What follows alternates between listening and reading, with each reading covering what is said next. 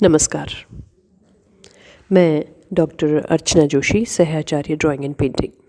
प्रिय विद्यार्थियों, आज हम चित्रकला के छठे और महत्वपूर्ण तत्व अंतराल के बारे में अध्ययन करेंगे। अंतराल चित्र का वह तत्व है जिसके अभाव में संयोजन असंभव है। द्विआयामी चित्रभूमि ही चित्र का अंतराल है। आप समझ रहे हैं, द्विआयामी चित्रभूमि का मतलब है वह शीट या कागज़, कैनवस, वो धरातल जिस पर आप चित्र का निर्माण करते हैं। तो द्विआयामी चित्रभूमि ही चित्र का अंतराल होता है।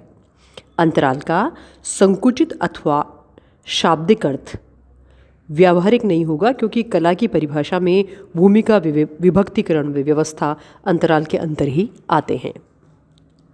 प्राचीन भारतीय शिल्पशास्त्रों में भी इसके महत्व का वर्णन है। सम्रांगण सूत्रधार में भूमि बंधन,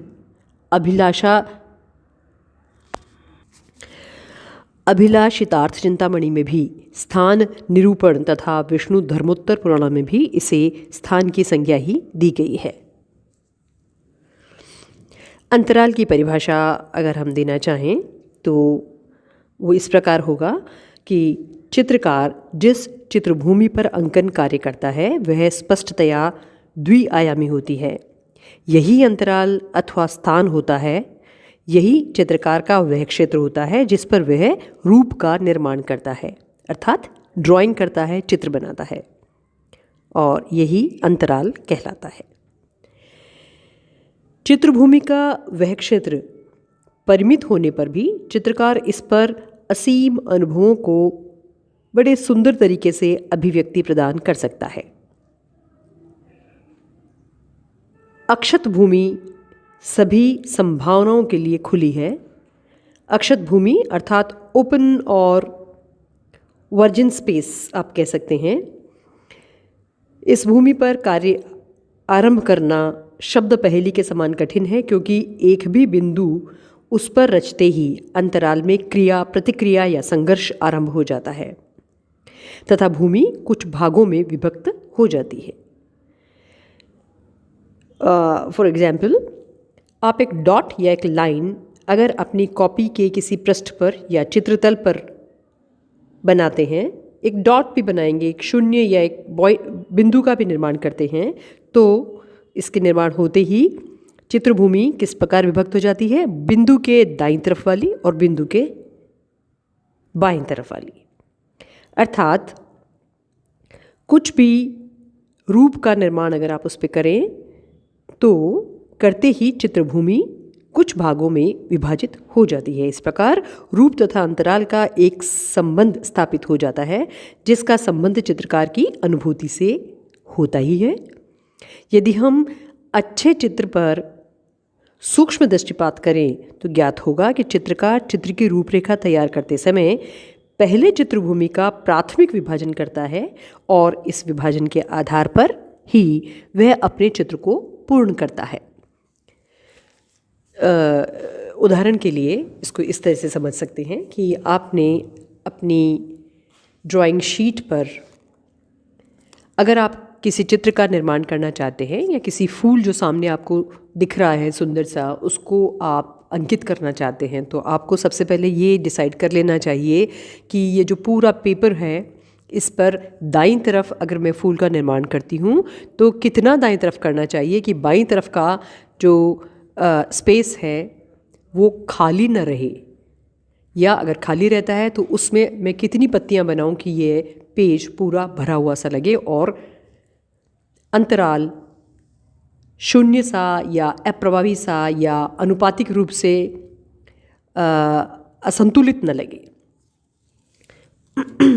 यदि अपूर्ण भारतीय लघु चित्रों को देखें तो इस विभाजन का ज्ञान हो जाता है। प्रत्येक शैली में यह विभाजन पृथक पृथक देखने को मिलता है।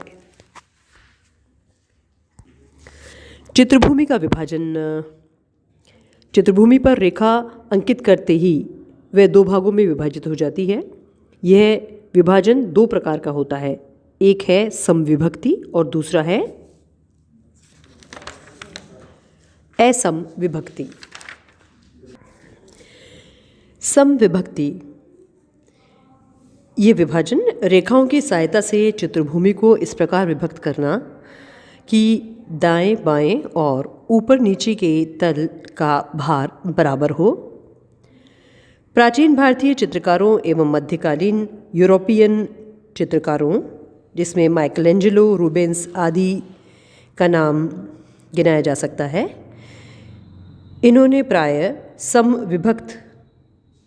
विभक्ति का ही प्रयोग किया है। सम विभक्ति का प्रयोग संतुलन, एकता, शक्ति व समता आदि भावों को प्रदर्शित करने के लिए होता है। असम विभाजन। इस विभाजन में जैसा इधर वैसा उधर वाली परिपाटी का परिपालन नहीं किया जाता, बल्कि कलाकार स्वतंत्र होता है कि वह किसी भी प्रकार का असम विभाजन कर सकता है।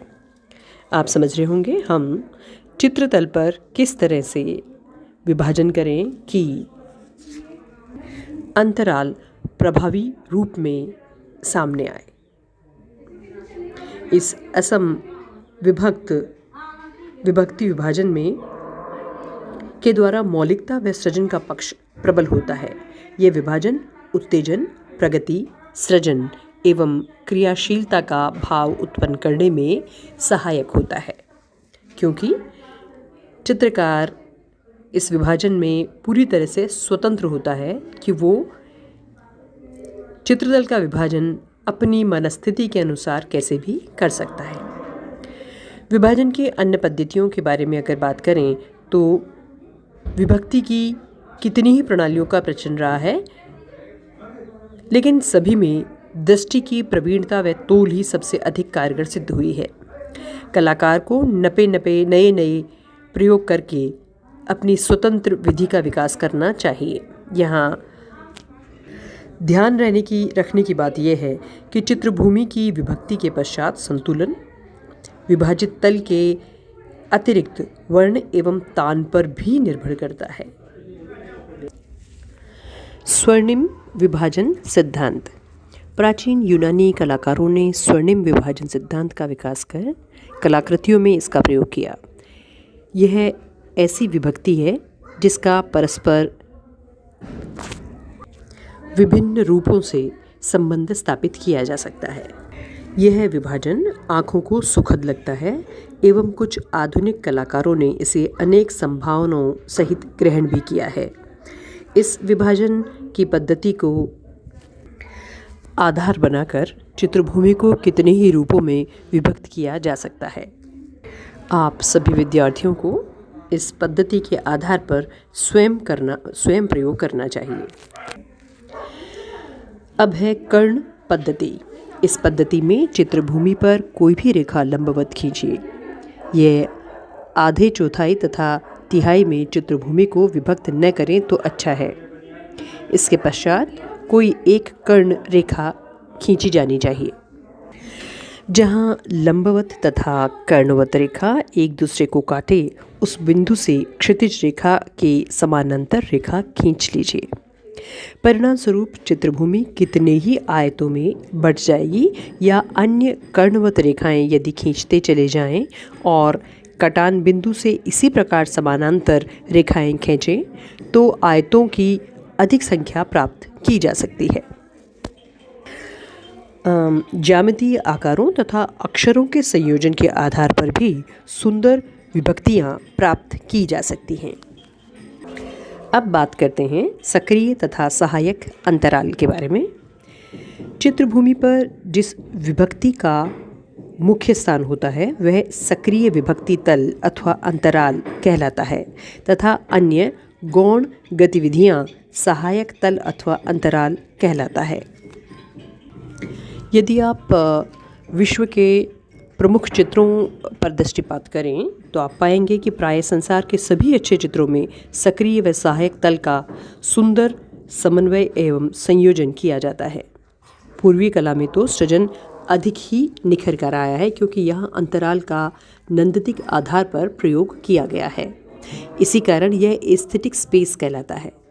मध्यकालीन यूरोपीय कला में कला के अंतराल का संयोजन दृष्टिगत क्षय वृद्धि के सिद्धांत के आधार पर किया गया है। यह पर्सपेक्टिव स्पेस कहलाता है। अंतराल तथा रूप व्यवस्था पर चर्चा करते हैं। वस्तु आकृति जितना स्थान घेरती है वह उसका घनफल, परिमाण अथवा आयतन होता है और चित्र में आकृतियों के परिमाण के आधार पर परस्पर संबंध होता है। चित्रभूमि द्विआयामी होती है और यथार्थ जगत में वस्तुएं त्रिआयामी होती है। ये हम सभी जानते हैं कि जिस पेपर पे आप जो सामने नज़र आ रही हैं वस्तुएं, उनका निर्माण करने जा रहे हैं, वो चित्रतल द्विआयामी है। चित्रतल अर्थात आपका पेपर, वो शीट जिसके ऊपर आप चित्रों का निर्माण करने जा रहे हैं। अतः चित्रभूमि पर केवल दृष्टिभ्रम उत्पन्न करके ही त्रिआयामी प्रभाव लाते हैं और आकारों के मध्य दूरी के प्रभाव को स्पष्ट करते हैं। उदाहरण के लिए, अगर आपको कुछ पेड़ों और एक चारपाई का निर्माण करना है तो आप अपनी द्विआयामी चित्रभूमि अर्थात ड्राइंग शीट पर एक चारपाई का ड्राइंग बनाएंगे जो वास्तव में द्विआयामी है, लेकिन उसको जिस तरह से बनाया जाता है तो हम इस बनाते हुए उसमें त्रिआयामी का भ्रम पैदा करते हैं। ये अगर चारपाई हमने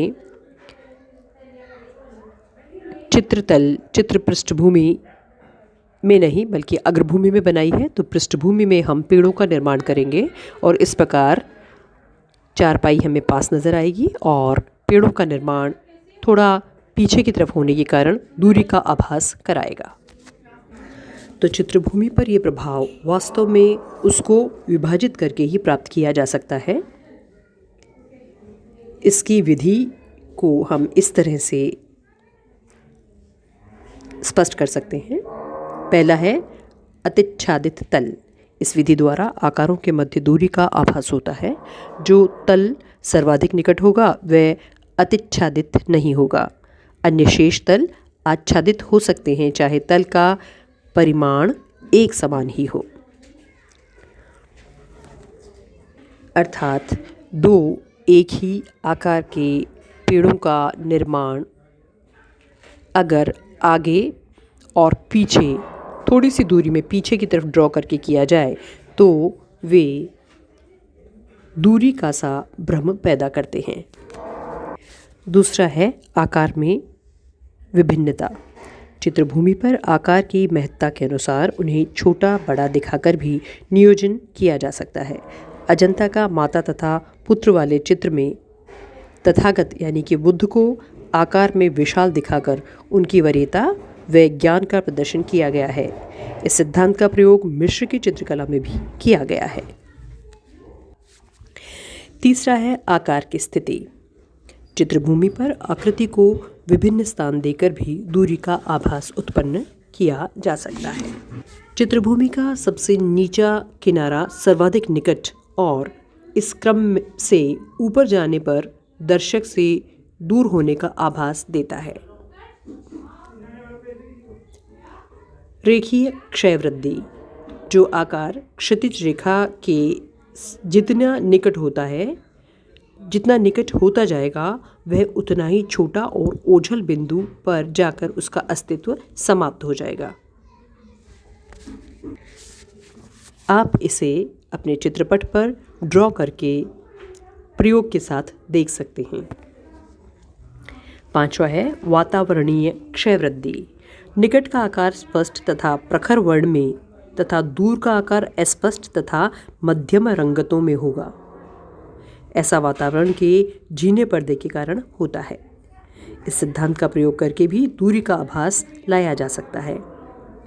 चित्रभूमि पर गर्म वर्ण तथा शुद्ध रंगतों का प्रयोग निकटता और ठंडे तथा मिश्रित रंगों का प्रयोग दूरी का बोध कराता है। यदि उदाहरण के लिए यदि आप दो पेड़ों का निर्माण कर रहे हैं, दो तनों का निर्माण करते हैं और उनमें से एक तना, पेड़ का तना गहरे और प्रखर रंग से बनाया जाए और दूसरा धूमिल और हल्के रंगों से बनाया जाए, तो जो प्रखर रंग से बना तना है वो हमें बिल्कुल निकट का आभास कराएगा, जबकि धूमिल रंगों से बना पेड़ का तना हमें उससे अधिक दूरी का आभास कराएगा। तो अंतराल में आकारों को इन विधियों द्वारा संजोकर उनमें सक्रियता तथा प्रभाव उत्पन्न कर सकते हैं। अतः चित्रभूमि पर अंतराल व आकारों का संबंध मधुर होना चाहिए। तो ये था अंतराल के बारे में अध्ययन, और इस प्रकार अंतराल के साथ ही हम चित्रकला के तत्वों का अध्ययन पूर्ण करते हैं। आप इसे सुनते रहें और जानते रहें कला के बारे में। धन्यवाद।